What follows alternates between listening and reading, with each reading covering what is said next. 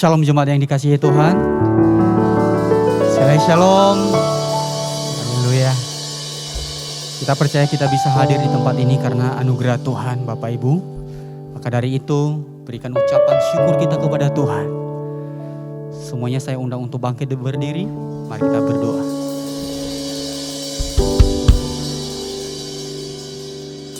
Terima kasih Tuhan Yesus, kami bersyukur buat pagi hari ini Tuhan. Kami percaya ada karena kasih Tuhan, karena anugerah Tuhan dalam kehidupan kami. Kami membawa hidup kami Tuhan, membawa hati kami untuk memuji dan menyembah Engkau, Raja di atas segala Raja. Terima kasih Tuhan, terima kasih Allah kami bersyukur. Haleluya, amin. Silakan duduk Bapak Ibu.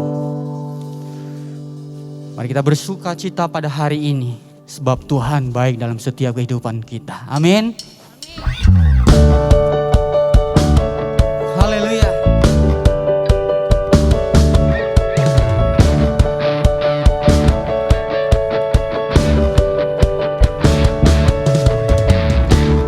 Hari ini hari yang telah dijadikan Tuhan, mari kita bersuka.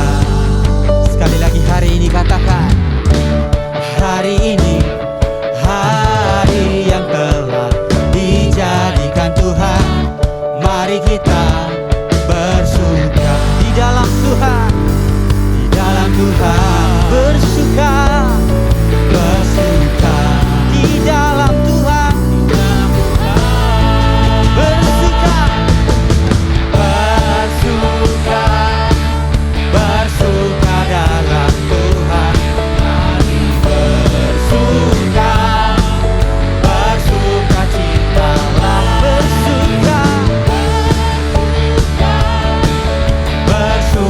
Dalam Tuhan sekarang bersuka, bersuka citalah. Haleluya. Mari katakan di hadapan Tuhan, hari ini hari yang telah dijadikan Tuhan, mari kita bersuka. Lebih lagi di hadapan Tuhan Bapak Ibu, hari ini hari yang telah dijadikan Tuhan, mari kita bersuka di dalam Tuhan, bersuka, bersuka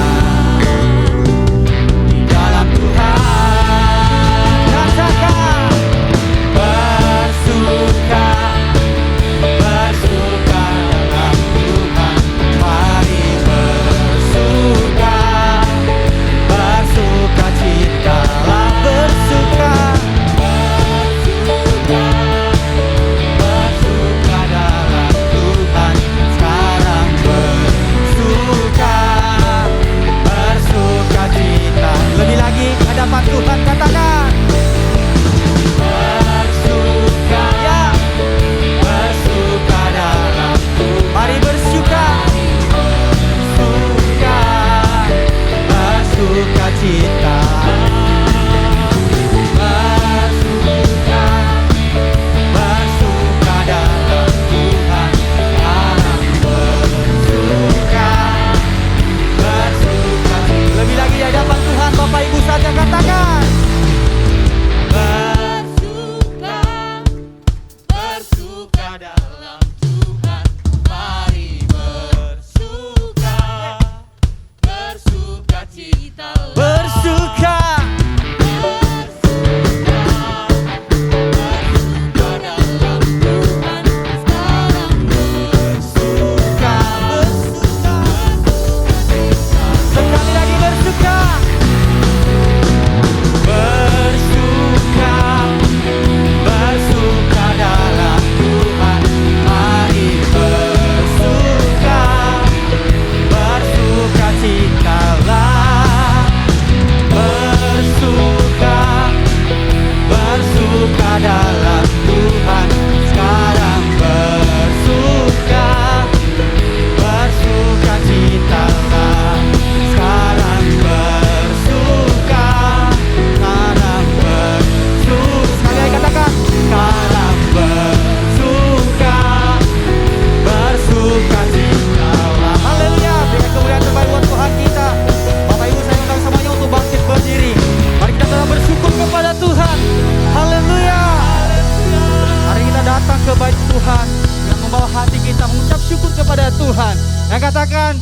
Yang percaya katakan amin. Haleluya.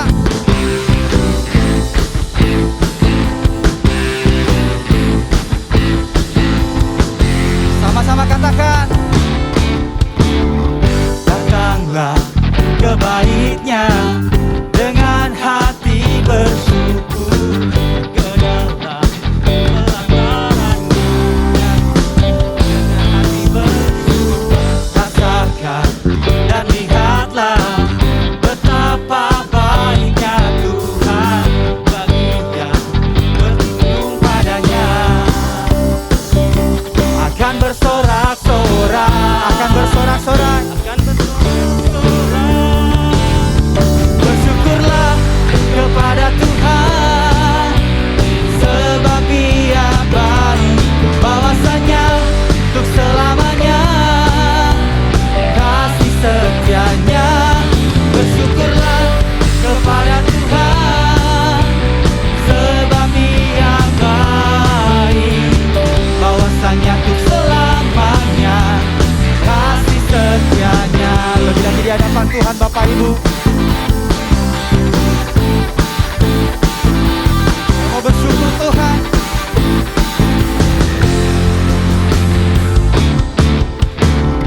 Datanglah ke baitnya dengan hati bersyukur, ke dalam pelatarannya dengan hati bersuka. Rasakan dan lihatlah betapa baiknya Tuhan bagi yang berlindung padanya. Akan bersorak-sorai, akan bersorak-sorai. Bersyukurlah kepada Tuhan, sebab Dia baik, bahwasanya selamanya kasih setianya. Bersyukurlah kepada Tuhan, sebab Dia baik, bahwasanya untuk selamanya kasih setianya. Bersyukurlah Bapak Ibu, katakan bersyukurlah kepada Tuhan, sebab Dia baik, bahwasanya untuk selamanya kasih setianya. Bersyukurlah kepada Tuhan, sebab Dia baik, bahwasanya untuk selamanya kasih setianya. Sekali lagi katakan, bersyukurlah kepada Tuhan, sebab Dia baik, bahwasanya untuk selamanya kasih setianya. Bersyukurlah kepada Tuhan, sebab Dia baik, bahwasanya untuk selamanya kasih setianya. Bahwasanya untuk selamanya kasih setianya. Bahwasanya untuk selamanya kasih setianya. Haleluya, berikan kemuliaan terbaik buat Tuhan kita. Silakan duduk Bapak Ibu.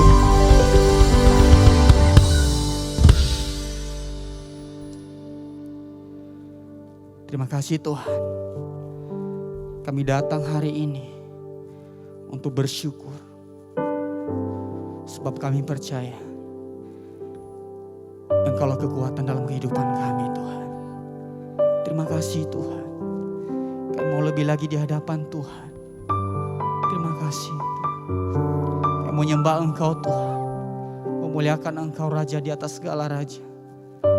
Thank you Jesus.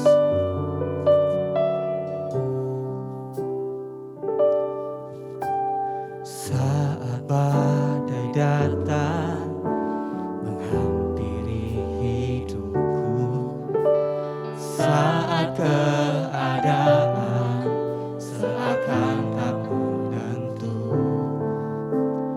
Kau perlindunganku, Engkau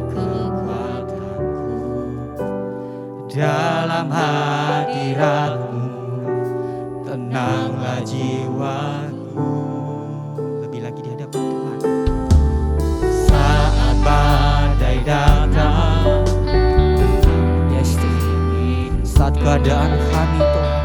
Saat keadaan seakan Kami percaya Engkau perlindungan setiap kami. Kau perlindunganku, Kau kekuatan dalam hadirat-Mu, tenanglah jiwaku. Hatiku percaya, Hatiku percaya kuasa-Mu, kekuatan-Mu menopangku melewati badai. Hatiku percaya kuasa-Mu, kekuatan-Mu jadikanku lebih dari pemenang. jadikan kami lebih dari pemenang Tuhan hari ini. Katakan di hadapan Tuhan. Saat badai datang, saat keadaan seakan Kau melindunganku,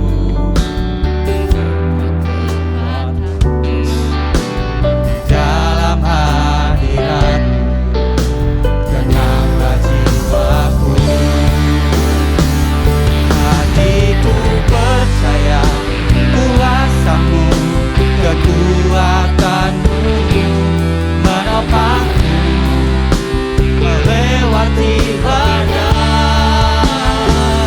Hatiku percaya kuasa-Mu, kekuatan-Mu jadikanku lebih dari pemenang. Hatiku percaya, percaya kuasa-Mu, kekuatan-Mu menopangku melewati badai. Hatiku percaya, percaya kuasa-Mu, kekuatan-Mu jadikanku lebih dari pemenang. Lebih lagi di hadapan Tuhan. Hatiku percaya kuasa-Mu, kekuatan-Mu Menopang setiap kami Tuhan. melewati badai. Hatiku percaya kuasa-Mu, kekuatan-Mu jadikanku lebih dari pemenang.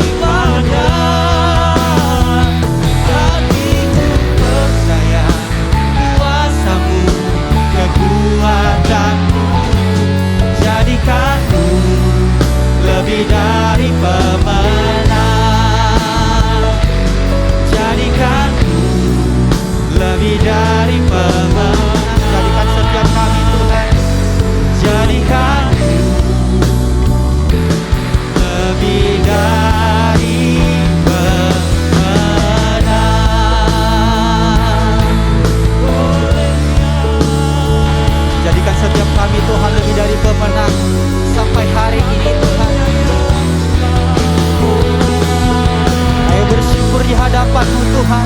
Kami mau tinggi-tinggikan Engkau Tuhan. Engkaulah sumber kekuatan kami, sumber hidup kami Tuhan, keselamatan kami.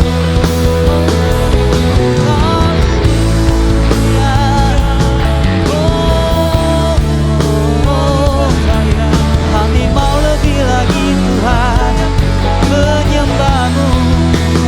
Oh Yesus, terima kasih Tuhan. Menyembah dan memuliakan selamanya.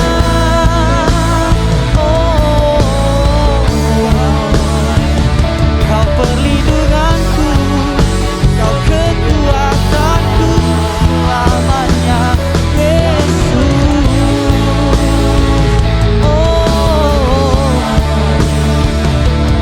Terima kasih Tuhan, terima kasih Tuhan. Terima kasih Tuhan.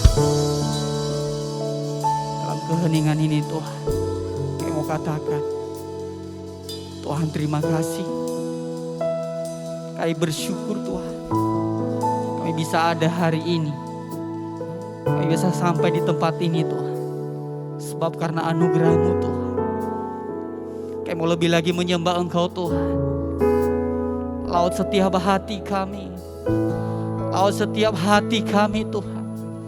Penuhi kami dengan roh-Mu Tuhan. Terima kasih Tuhan, terima kasih, terima kasih Tuhan, terima kasih Yesus. Kami bersyukur Tuhan, kami bersyukur, sebab Engkau-lah yang layak kami sembah, layak kami puji Tuhan, layak kami tinggi-tinggikan. Sumber kehidupan, sumber kekuatan, sumber kehidupan selamanya. Oh Yesus, angkat tangan kami Tuhan, dan kami mengatakan terima kasih, terima kasih, terima kasih, terima kasih Tuhan.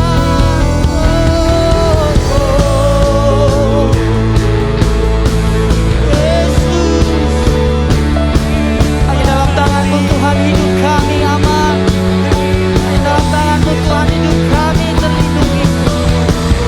Segala hormat, segala puji hanya bagi-Mu Tuhan di tempat ini. Oh Yesus,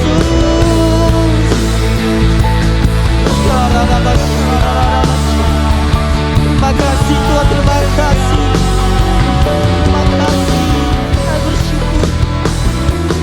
Oh, kami bersuka selalu atas kasih dan anugerah-Mu selamanya. Yesus, terima kasih.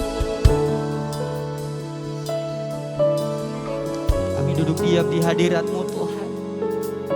Kami merenungkan betapa baiknya Tuhan menolong kami. Kami bersyukur Tuhan. Terima kasih.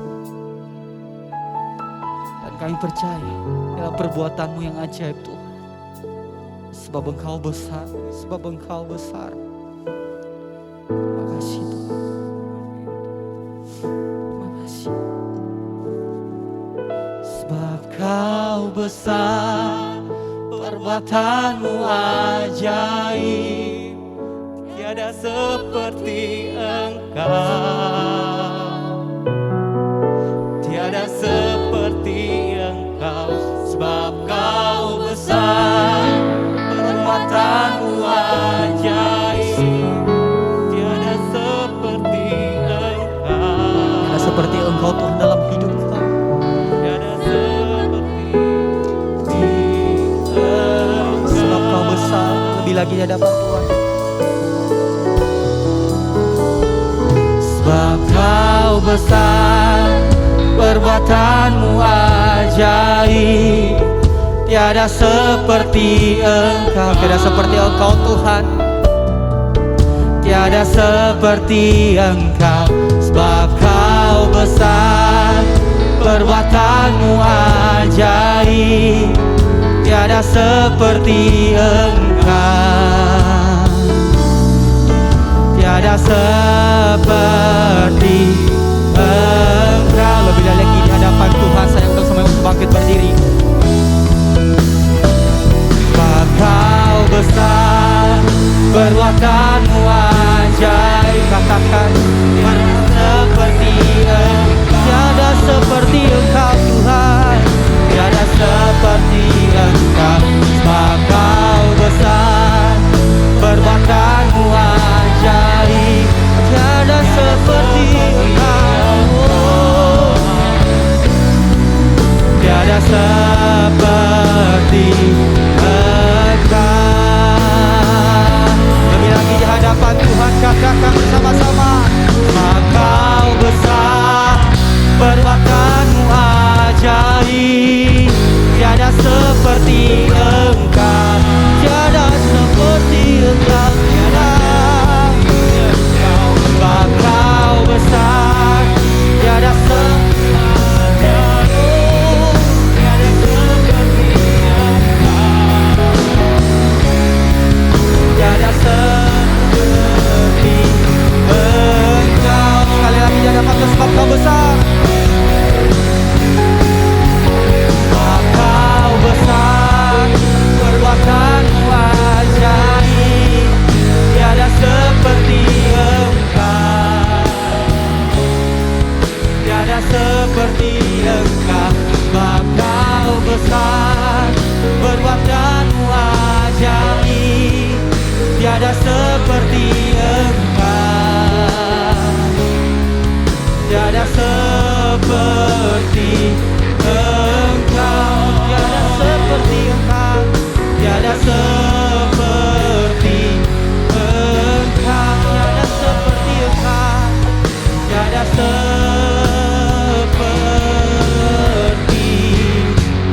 Engkau.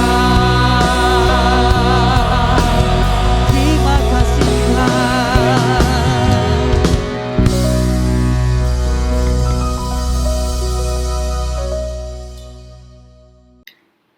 Saudaraku, mari kita masuk di dalam doa. Tuhan dalam Bapa kami yang di surga, mengucap syukur Tuhan kalau kami masih diizinkan untuk bertemu, untuk beribadah bersama-sama walaupun masih secara online. Mari Tuhan, sekarang tiba saatnya buat kami untuk duduk diam, untuk mendengarkan suara-Mu. Mari Roh Kudus, urapi setiap dari kami. Urapi hamba-Mu yang menyampaikan firman-Mu, supaya apa yang disampaikannya benar-benar merupakan kehendak dan isi hati-Mu buat kami.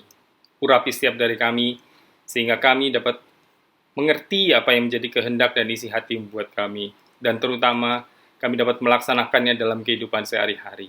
Agar hidup kami makin lama makin berkenan di hadapan-Mu.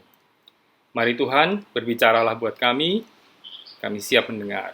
Dalam nama Tuhan Yesus Kristus, kami berdoa dan mengucap syukur. Haleluya. Amin.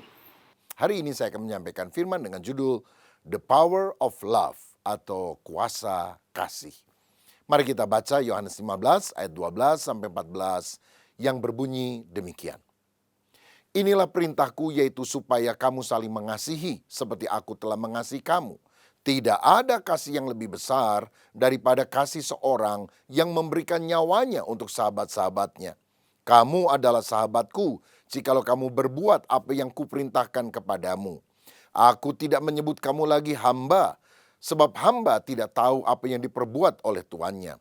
Tetapi aku menyebut kamu sahabat, karena aku telah memberitahukan kepada kamu segala sesuatu yang telah kudengar dari Bapakku. Bapak, Ibu, dan Saudara sekalian, saya pernah membaca kisah tentang sebuah panti asuhan yang ada di Amerika Latin, di mana mereka merawat 97 orang anak dari usia 3 bulan sampai 3 tahun. Tetapi karena keuangan mereka kurang baik, maka mereka hanya bisa mempekerjakan sedikit saja orang yang mengasuh anak-anak tersebut. Dan tugasnya adalah memandikan dan memberikan makan mereka. Tetapi mereka kekurangan waktu dan tenaga untuk mengajak anak bicara, bermain, dan kemudian melakukan berbagai aktivitas yang tentu disukai oleh anak kecil. Mereka kurang waktu untuk bisa mencurahkan kasih kepada anak-anak itu. Ternyata dalam 1 tahun 27 orang anak meninggal dunia. Tahun berikutnya sekian anak juga meninggal dunia. Sampai akhirnya di panti asuhan itu hanya tersisa 21 orang yang masih hidup. Hal ini terjadi bukan karena mereka kurang makan, bukan karena kurang gizi, tapi kurangnya sentuhan kasih yang mereka alami di dalam kehidupan. Nah, di dalam 1 Korintus pasal 13 ayat 13 dikatakan, demikianlah tinggal 3 hal ini, yaitu iman, harap, dan kasih. Dan yang terbesar di antaranya adalah kasih. Orang yang merasa dicintai itu akan mengalami semangat di dalam kehidupannya. Tapi orang walaupun cukup makan, kelihatannya ada uang, tapi kalau dia tidak merasa disayangi, dia merasa hidupnya hampa, tak berharga. Itu sebabnya kadang kita dengar ada artis Korea Selatan masih muda, kaya raya, mati bunuh diri. Karena ternyata kasih itu sangat powerful. Nah, betapa kita semuanya membutuhkan kasih di dalam kehidupan. Biasanya pada bulan Februari orang merayakan Hari Kasih Sayang, Valentine Day, ya, tanggal 14 Februari. Tetapi saya mau katakan, kasih sayang seharusnya tidak boleh hanya dilakukan hanya setahun sekali tentunya. Tapi setiap hari kita harus hidup di dalam kasih. Karena inti ajaran Alkitab itu bicara soal kasih. Yesus kan pernah ditanya, hukum yang terutama dari seluruh hukum Taurat itu apa? Dan Tuhan bilang, kasihlah Tuhan Allahmu dengan segenap hatimu dan kasihlah sesamamu manusia seperti engkau mengasihi dirimu sendiri. Jadi inti daripada seluruh Alkitab adalah mengasihi Tuhan, mengasihi sesama. Yang kalau diperas lagi dan tinggal muncul satu kata, kata itu adalah love, kasih. Dan siapa teladan kita yang utama untuk kita bisa hidup di dalam kasih? Tentu Yesus. Dia mengasihi umatnya, dia rela mati, saudara-saudara, untuk menebus dosa kita. Bahkan dia mengasihi musuh-musuhnya. Di kayu salib dia berkata, Bapa ampunilah mereka karena mereka tidak tahu apa yang mereka perbuat. Oh, betapa besar kasih Yesus dan kita perlu belajar hidup di dalam kasih seperti itu. Karena itu hari ini dalam bahasan The Power of Love, kuasa kasih, kita perlu mempelajari bagaimana caranya kita bisa mengasihi seperti Tuhan Yesus. Ada 3 hal yang kita perlu perhatikan. Yang pertama, karena mengasihi, Yesus menjalin relasi. Saudara-saudara, ketika Yesus ada di dunia, dia memilih 12 orang murid untuk menjadi sahabatnya. Supaya mereka bisa saling mengasihi satu dengan yang lain. Dia berkata, kamu bukan lagi hamba, tapi sahabat.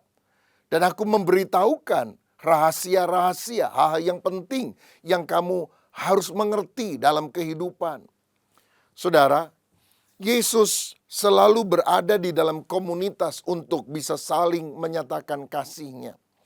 Seringkali Yesus bahkan membawa 3 murid utama ke tempat-tempat tertentu. Misalnya ketika Yesus dimuliakan di atas gunung, ketika Yesus membangkitkan anak Yairus yang mati, bahkan ketika dia bergumul di taman Getsemani menjelang penangkapan dan kematiannya, dia bawa Petrus, Yohanes, Yakobus.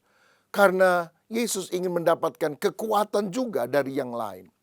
Menjalin relasi adalah sesuatu yang sangat penting. Bahkan Yesus sebagai manusia sejati, dia membutuhkan menjalin hubungan dengan orang lain. Saudara-saudara, bukan hanya dengan murid-muridnya, Yesus juga bergaul dengan banyak orang. Dia bicara kepada Sakius, seorang pemungut cukai, dan makan di rumah mereka. Lalu kemudian dia juga bicara kepada wanita Samaria tentang air kehidupan sampai akhirnya wanita ini bertobat. Saudara, salah satu gelar dari Yesus adalah sahabat orang berdosa. Karena dia tidak menolak orang-orang dan menganggap mereka adalah orang yang kotor dan najis. Yesus menerima mereka apa adanya. Walaupun tidak membiarkan mereka seadanya. Karena Yesus mengubah mereka menjadi manusia yang baru. Saudara, menjalin relasi sesuatu yang sangat penting.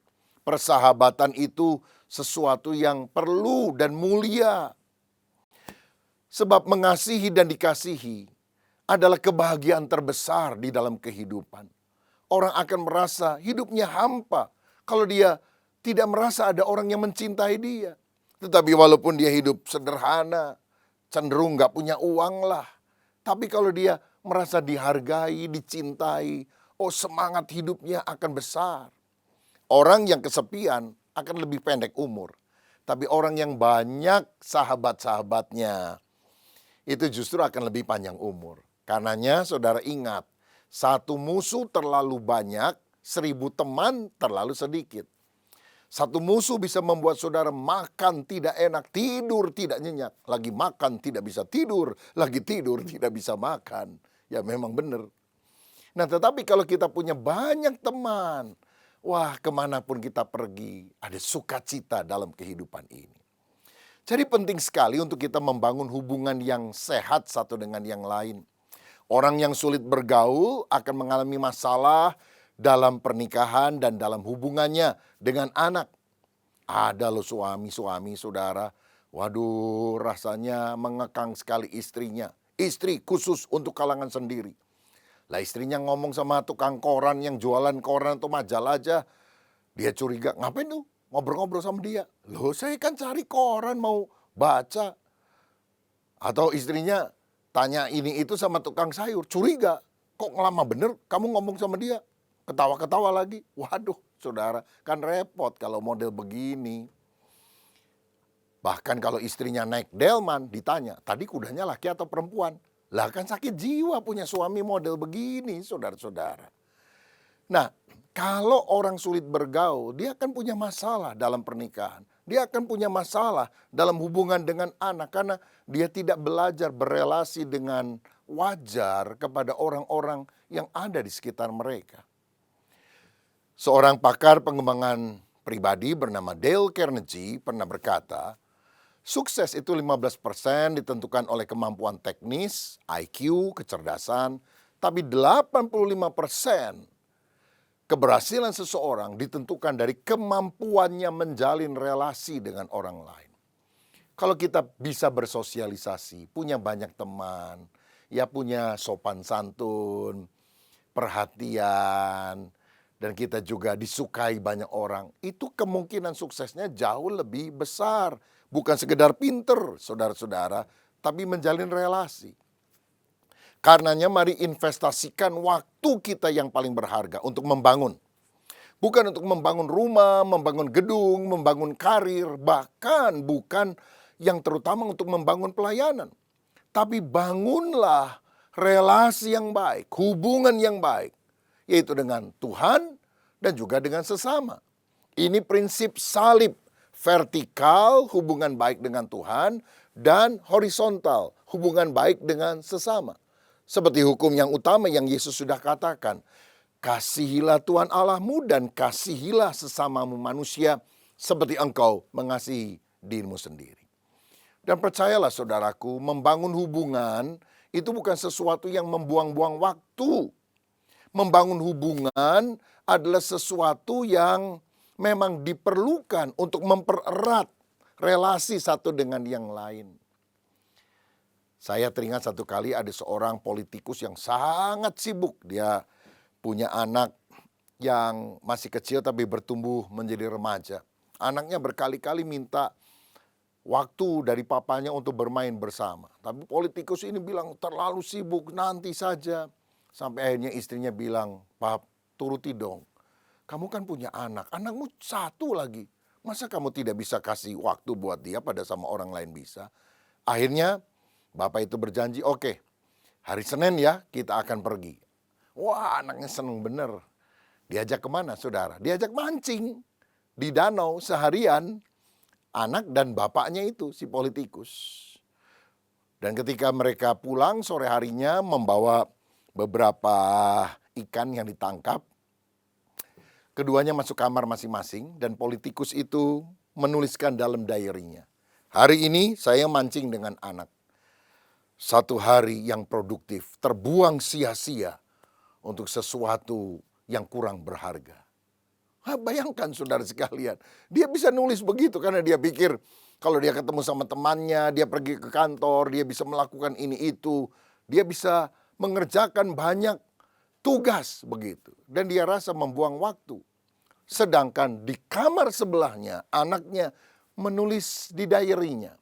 Hari ini saya bermain dengan papa, saya mancing di danau. Oh, ini hari yang sangat indah dalam kehidupan saya. Bapaknya tidak menghargai waktu untuk menjalin relasi. Anaknya sangat menghargai itu. Nah, bagaimana dengan Tuhan? Saudara tahu, ketika Tuhan menciptakan alam semesta ini, dia bekerja 6 hari. Tapi pada hari ke-7 dia beristirahat. Kalau saya baca dalam Kejadian 2 ayat 2-3 dikatakan ketika Allah pada hari ke-7 telah menyelesaikan pekerjaan yang dibuatnya itu, berhentilah ia pada hari ke-7 dari segala pekerjaan yang telah dibuatnya itu. Lalu Allah memberkati hari ke-7 itu dan menguduskannya, karena pada hari itulah ia berhenti dari segala pekerjaan penciptaan yang telah dibuatnya. Allah berhenti bekerja, bukan karena dia capek, saudara. Tetapi tujuannya dia berhenti bekerja adalah untuk menikmati kebersamaan dengan ciptaannya, bersekutu dengan apa yang sudah dia jadikan. Loh, kalau Allah terus kerja sampai 7 hari kan lebih produktif. Hidup ini bukan hanya sekedar ditandai oleh produktivitas, kelihatannya kuantitas pekerjaannya banyak. Tapi kita harus menerima dan mengalami apa yang disebut the quality of life. Kehidupan yang penuh dengan kualitas, di mana kita bisa bersekutu dengan orang-orang yang ada di sekitar kita, dengan keluarga kita, dengan istri, dengan anak, dengan teman-teman. Rileks, ngobrol, mungkin ngopi, tidak ada agenda tertentu. Dan itu yang membuat ikatan kasih makin erat satu dengan yang lain. Saudara, banyak bapak-bapak menghabiskan waktu untuk meeting, ya. Meeting selalu ada agendanya. Tetapi ingat, dengan anakmu, jangan ketemu itu untuk meeting, tapi dating, ya. Orang kalau dating pacaran, seorang kepada pacarnya, kan nggak ada 3 hal yang saya mau bicara kepada kamu. Ya, ada 4 poin yang kita akan bahas bersama dan diskusikan. Kan nggak begitu, saudara. Orang dating itu kan nggak ada agendanya, yang ngobrol ngalor ngidul lah istilahnya. Tapi justru terjalin relasi hubungan yang erat satu dengan yang lain. Dan ini adalah sesuatu yang kita bangun karena kasih. The power of love akan terjadi kalau kita membangun relasi. Ingatlah ini, kita harus selalu mengasihi orang dan menggunakan barang. Jangan kita mengasihi barang lalu menggunakan orang sehingga kita menjadi manusia yang manipulatif. Yesus mengasihi dan dia menjalin hubungan dengan orang lain. Kiranya kita juga bisa demikian. Yang kedua, Yesus mengasihi dan wujudnya apa? Dia menyatakan kasih dalam tindakan. Kasih itu bukan cuma perasaan, bukan hanya feeling. Love is a verb. Kasih itu kata kerja, saudara. Harus dinyatakan di dalam tindakan. Nah, tindakan apa yang kita harus lakukan ketika kita menyatakan kasih? Pertama, Yesus berbicara. Yesus mengungkapkan isi hatinya. Dia membuka diri. Dia bilang, kamu bukan hamba. Kamu adalah sahabatku.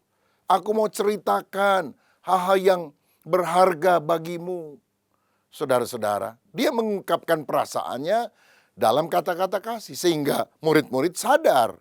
Bukan hanya berasumsi menebak-nebak. Yesus kok diem aja ya? Apa dia marah? Apa dia suka sama saya? Apa dia tidak suka? Dia bilang, kamu sahabat saya. Dan kita berkata, I am a friend of God. Aku temannya Tuhan. Wah, Ini memberikan sukacita dan kekuatan di dalam diri orang yang mendengarnya tentunya. Jadi berbicara adalah cara kita untuk mengungkapkan kasih. Dalam keluarga ini sesuatu yang sangat penting. Saudara-saudara, keluarga yang harmonis harus dibangun dengan seringnya berkomunikasi satu dengan yang lain. Masalah muncul karena kadang-kadang kita tidak sadar kebutuhan komunikasi ini. Nah, ada survei menunjukkan kebutuhan komunikasi seorang istri adalah 60 menit setiap hari. Tetapi suaminya merasa cukuplah berkomunikasi dengan istri 15 menit saja setiap minggu. Nah, di sini masalah muncul, saudara. Karena sebetulnya kebutuhan komunikasi seorang wanita tentu lebih banyak daripada pria. Sebab sejak lahir, bayi perempuan itu menurut riset gerakan mulutnya lebih banyak dari bayi laki-laki. Nah, ada satu riset di Praha, di Ceko, bahwa seorang pendeta, kalau dia tidak sedang berkhotbah, rata-rata mengucapkan 3.420 kata setiap hari. Seorang prajurit di asrama mengucapkan 7.420 kata. Seorang pelajar mengucapkan 8.760 kata. Tapi saudara tahu seorang istri mengucapkan berapa kata setiap hari? 15.300 kata. Dan rekor dipegang oleh ibu mertua 19.800 kata. Rupanya makin tua makin cerewet. Dan istri sama ibu mertua kan sama-sama perempuan, saudara. Nah, karena itulah terutama pria harus berupaya mengusahakan komunikasi, khususnya dalam hubungan pasangan suami dan istri. Herannya orang kalau lagi pacaran ngobrol aja terus berjam-jam. Sampai calon mertua itu karena nggak pulang-pulang nih calon menantu. Tapi heran kalau udah menikah diem-dieman, saudara. Nah, kita juga harus belajar menjaga lidah kita untuk menghindarkan diri dari ucapan yang menyakitkan, tetapi sungguh-sungguh memiliki perkataan yang baik dan membangun.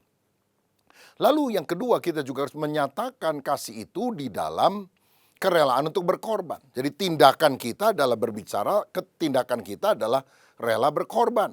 Seperti Yesus yang mati di atas kayu salib bagi kita sekalian. Yohanes 3 ayat 16 berkata, karena begitu besar kasih Allah akan dunia ini sehingga dikaruniakannya anaknya yang tunggal supaya setiap orang yang percaya kepadanya tidak binasa, melainkan beroleh hidup yang kekal. Mengasihi berarti memberikan hidup buat orang yang dicintainya. Nah, kita juga harus menyatakan kasih di dalam perbuatan. Misalnya apa? Menelepon orang tua kita, atau kalau kita ada di luar kota, teleponlah pasanganmu, teleponlah anak-anakmu, ucapkan perhatian, apa kabar mereka. Bawalah oleh-oleh kalau kita bepergian sesuatu, mungkin makanan sederhana yang disukai oleh pasangan atau oleh keluarga kita. Kita juga harus menyatakan perbuatan kasih dengan rela menolong orang lain, rela untuk mengalah demi kebaikan. Dan kalau saudara ingin melakukan perbuatan kasih kepada orang di sekitarmu, jangan tunda sampai besok apa yang kau bisa kerjakan hari ini. Lakukanlah sekarang. Saudara sekalian, di Agra, India ada sebuah bangunan monumental yang disebut Taj Mahal yang didirikan oleh Shah Jahan untuk istrinya Mumtaz Mahal ketika meninggal pada saat melahirkan anak yang ke-14. Dan banyak orang menggunakan tempat ini untuk foto prewedding misalnya. Karena mereka pikir, waduh ini tanda kasih dari seorang suami kepada istrinya. Memang benar demikian. Tapi saya lebih tertarik kepada sebuah bangunan lain yang namanya Casa Loma yang ada di Toronto, Kanada. Yang dibangun oleh Henry Pelat untuk istrinya Mary yang karena sakit kemudian dia menjadi lumpuh dan harus didorong dengan kursi roda. Sehingga istana itu ada banyak tangga di mana atau rem yang kursi roda bisa didorong ke sana. Yang menarik adalah ini. Taj Mahal diberikan oleh suami kepada istrinya ketika istri sudah meninggal. Sedangkan istana Casa Loma dibangun oleh suaminya untuk istrinya ketika istrinya masih hidup. Saya mau tanya, istri-istri, Anda mau mendapatkan sesuatu dari pasanganmu ketika sudah mati atau masih hidup? Pasti ketika masih hidup, bukan? Karena itu, mari kita lakukan yang menyenangkan keluarga kita, pasangan kita, atau sahabat kita. Bukan nanti setelah mereka tiada, tapi sekarang ketika mereka masih ada. Yang terakhir, yang ketiga, bagaimana orang bisa mengalami the power of love, kuasa kasih. Seperti Yesus, kita harus mengampuni orang yang bersalah. Saudara, hubungan yang baik bisa retak karena salah paham dan pengkhianatan. Tetapi walaupun itu terjadi, Yesus memilih pemulihan hubungan. Dalam Yohanes 21 ayat 15-17, Alkitab berkata, sesudah sarapan Yesus berkata kepada Simon Petrus, "Simon anak Yohanes, apakah engkau mengasihi aku lebih daripada mereka ini?" Jawab Petrus kepadanya, "Benar Tuhan, engkau tahu bahwa aku mengasihi engkau." Kata Yesus kepadanya, "Gembalakanlah domba-dombaku." Kata Yesus pula kepadanya untuk kedua kalinya, "Simon anak Yohanes, apakah engkau mengasihi aku?" Jawab Petrus kepadanya, "Benar Tuhan, engkau tahu bahwa aku mengasihi engkau." Kata Yesus kepadanya, "Gembalakanlah domba-dombaku." Kata Yesus kepadanya untuk ketiga kalinya, "Simon anak Yohanes, apakah engkau mengasihi aku?" Maka sedihlah hati Petrus karena Yesus berkata untuk ketiga kalinya, "Apakah engkau mengasihi aku?" Dan ia berkata kepadanya, "Tuhan, engkau tahu segala sesuatu, engkau tahu bahwa aku mengasihi engkau." Kata Yesus kepadanya, "Gembalakanlah domba-dombaku." Ada relasi yang retak antara Petrus dengan Yesus karena Petrus menyangkal dia sampai 3 kali. Tetapi Yesus berinisiatif untuk memulihkan hubungan sehingga relasi itu tersambung kembali. Saudara, kita juga harus selalu menjaga hati. Dan kalaupun perseteruan karena alasan apapun pernah terjadi, kita harus belajar mengampuni orang yang bersalah. Dalam Roma 5 ayat 5, Alkitab berkata, karena kasih Allah telah dicurahkan di dalam hati kita oleh Roh Kudus yang telah dikaruniakan kepada kita. Tahukah saudara, kalau Roh Kudus bekerja dalam hidup kita, maka tanda yang paling jelas kita bisa mengasihi orang yang ada di sekitar kita. Yesus ketika dibaptis di Sungai Yordan, maka Roh Kudus turun ke atas dia seperti burung merpati. Dan tahukah saudara, burung merpati adalah binatang yang tidak punya empedu atau racun hati yang pahit. Itu sebabnya walaupun ada banyak perlakuan yang tidak enak buat Yesus, tetapi Yesus tidak hidup di dalam kepahitan, tapi dia mengampuni. Saudaraku, membenci itu tidak perlu dipelajari, hanya perlu dimunculkan. Tetapi kasih harus dipelajari. Kita harus belajar menguasai emosi. Kita harus belajar memberikan pengampunan. Saya pernah ke Polandia dan pergi ke Auschwitz, di mana begitu banyak orang pada zaman Hitler pernah dibantai karena mereka dimasukkan di dalam kamp konsentrasi dari Hitler dan kemudian mereka dimatikan di kamar-kamar gas. Dan ini berawal dari kepahitan Hitler kepada lingkungannya pada masa remajanya. Dan akhirnya ketika dia punya kekuasaan, dia membantai orang-orang yang ada. Oh, betapa mengerikannya. Tapi lihat Yesus. Yesus belajar mengampuni bahkan orang yang menyalibkan dia. Saudara, mari nyatakan kasih-Mu di dalam pengampunan. Tahukah saudara, ketika kita mengampuni orang yang bersalah kepada kita, itu adalah hadiah terbesar yang kita bisa berikan kepada diri kita sendiri. Karena pada waktu kita mengampuni, yang mengalami damai sejahtera, kelepasan dalam hati bukan orang lain, tapi terutama diri kita. Dan itulah teladan Tuhan Yesus. Yohanes Paulus II pernah ditembak oleh seorang yang bernama Mehmet Aksa dari Turki, saudara. Dan Paus hampir mati. Tetapi setelah dia pulih, maka satu kali dia pergi ke penjara di mana Mehmet itu ditahan. Mereka berdua berbicara. Dan setelah selesai, tampaknya Paus memberkati atau mendoakan Mehmet ini. Dan ketika Paus pulang, Mehmet berkata, hal pertama yang aku akan lakukan ketika aku keluar dari penjara adalah, saya mau ke Vatikan, saya mau minta dibaptis oleh Paus. Saya mau katakan bahwa kasih bisa mengalahkan kejahatan sebesar apapun. Seperti Yusuf yang dibenci oleh saudara-saudaranya. Tetapi ketika akhirnya Yusuf jadi raja muda di Mesir, dan saudara-saudaranya datang ke Mesir untuk minta pertolongan karena kelaparan sedang terjadi. Dan waktu mereka tahu penguasa di Mesir adalah Yusuf, mereka ketakutan. Tapi Yusuf tidak membalas yang jahat dengan yang jahat. Dia membalas kejahatan dengan kebaikan. Saudara, itulah ajaran firman, bahwa kita harus hidup di dalam kebaikan. Balas yang jahat bukan dengan yang jahat, tapi balas yang jahat dengan yang baik. Saudara tahu, dulu di Berlin itu ada tembok yang memisahkan antara Jerman Timur dan Jerman Barat. Dan seringkali orang-orang dari Jerman Timur itu melampaui tembok tersebut, sampah kepada orang-orang di Jerman Barat. Tentu orang Jerman Barat yang tinggal di perbatasan jadi marah. Tapi ada seorang bilang, jangan balas lempar sampah. Karena mereka memberi apa yang mereka punya, yaitu sampah. Tapi kita bisa memberi apa yang kita bisa punya. Makanan, pakaian, selimut. Jadi setiap kali mereka lempar sampah, dibalasnya dengan lempar apa? Makanan, pakaian yang bersih, selimut. Sampai akhirnya tembok Berlinnya itu sekarang runtuh, saudara-saudara. Dan mereka rekonsiliasi menjadi satu Jerman. Inilah wujudnya kalau kita sungguh hidup di dalam kasih. Kuasa kasih itu akan mengalahkan kepahitan dan kebencian. Adakah di antara saudara yang hari ini mau hidup di dalam kasih sama seperti Tuhan Yesus? Mari kita belajar. Yang pertama, menjalin relasi satu dengan yang lain.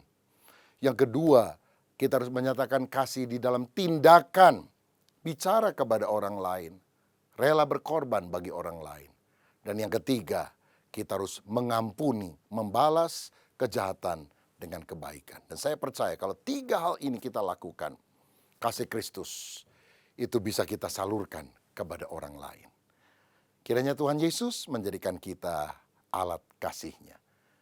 Saudara yang mau hatimu dilanda oleh kasih Allah, dicabut itu segala kepahitan, kejengkelan, dendam, dan kau belajar mengasihi, mengampuni, mari taruh tanganmu di dada, izinkan saya berdoa. Bapa Surgawi, terima kasih untuk kebenaran firman-Mu hari ini.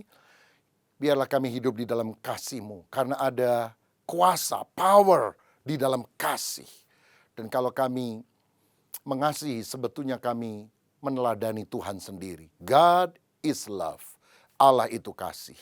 Dan biarlah kami menjadi anak Allah yang mempunyai sifat seperti Engkau. Bukan membenci, bukan iri, bukan dendam, tapi hidup di dalam kasih. Berkat-Mu atas kami, dalam nama Tuhan Yesus Kristus. Haleluya. Amin. Tuhan Yesus memberkati. Amin. Ku yakin saat kau berfirman, ku menang saat kau bertindak. Hidupku hanya ditentukan oleh perkataanmu. Amin.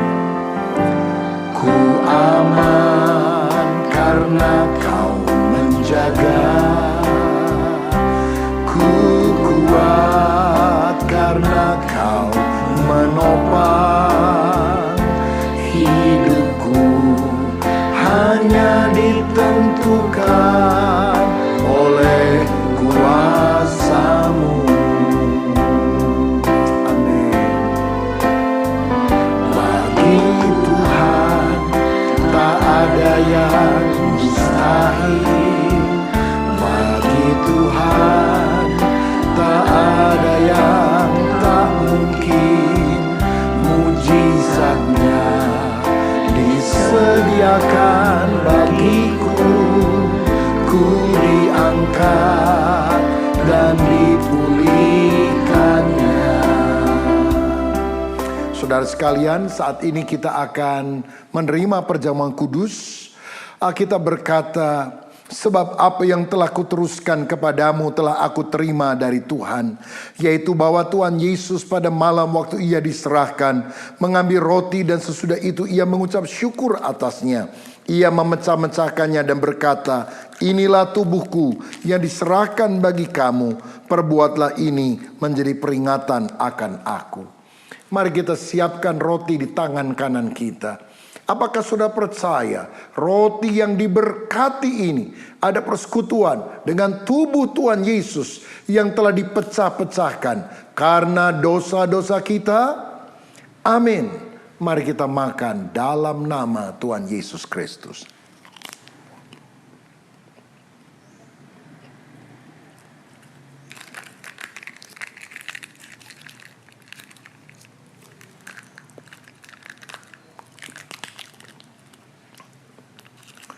Selanjutnya firman Tuhan berkata, demikian juga ia mengambil cawan sesudah makan, lalu berkata, cawan ini adalah perjanjian baru yang dimateraikan oleh darahku.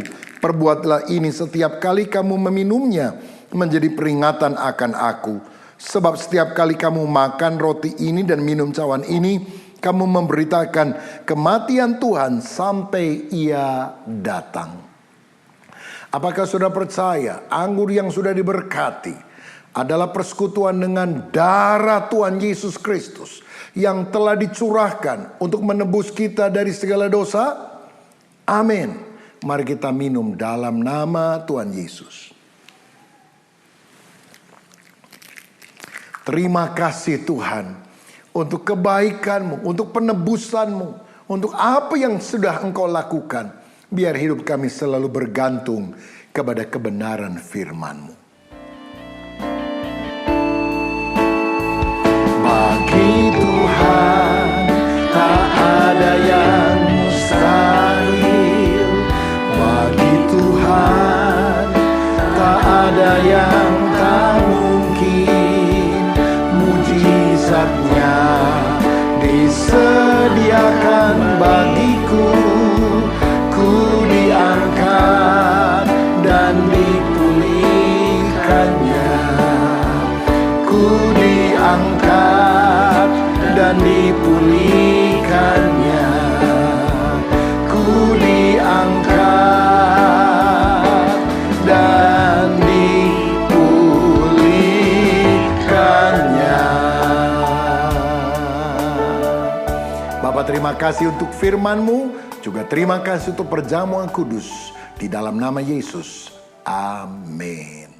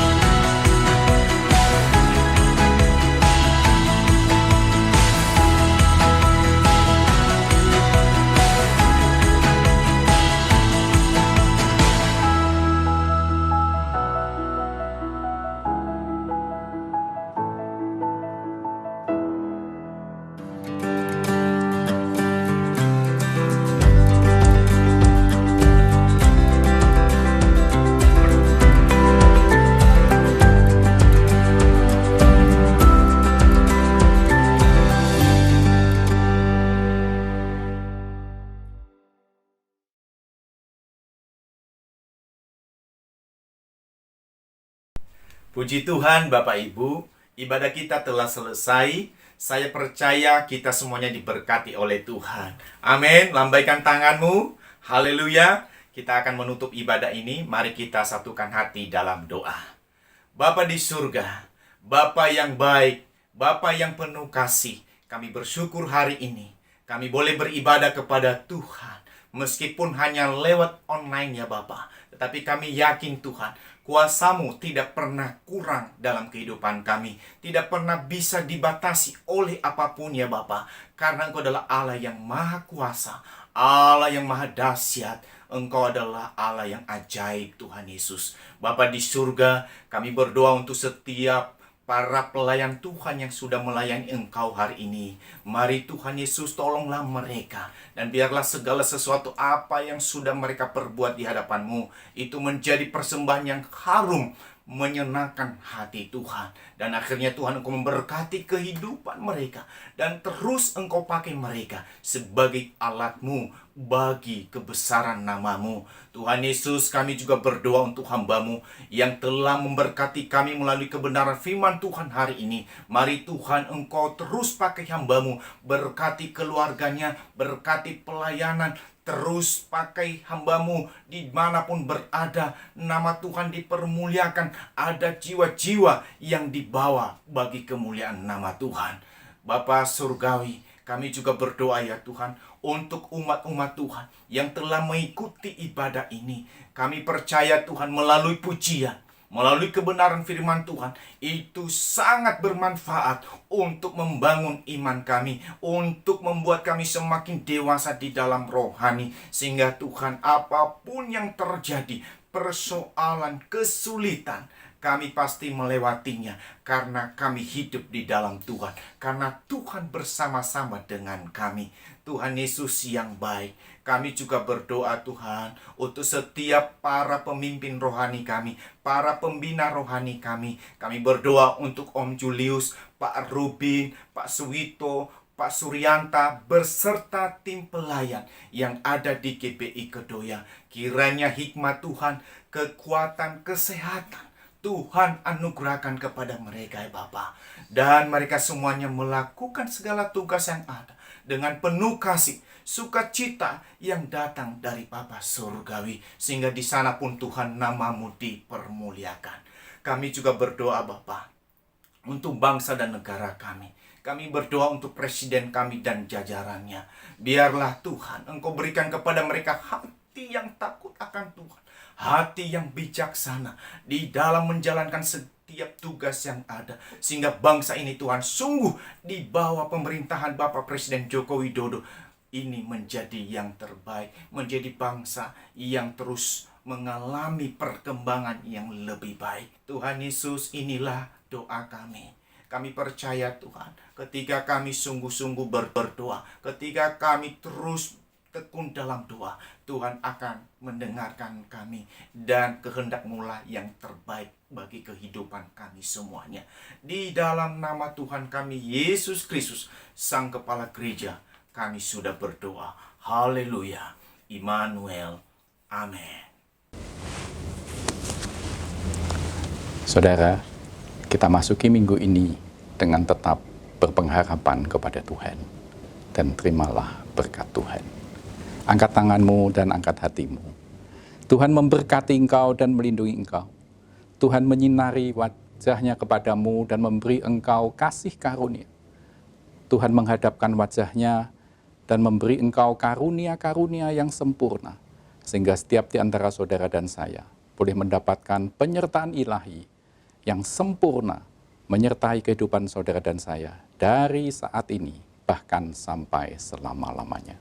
Yang percaya bersama-sama kita katakan, amin. Tuhan memberkati. Salam sehati.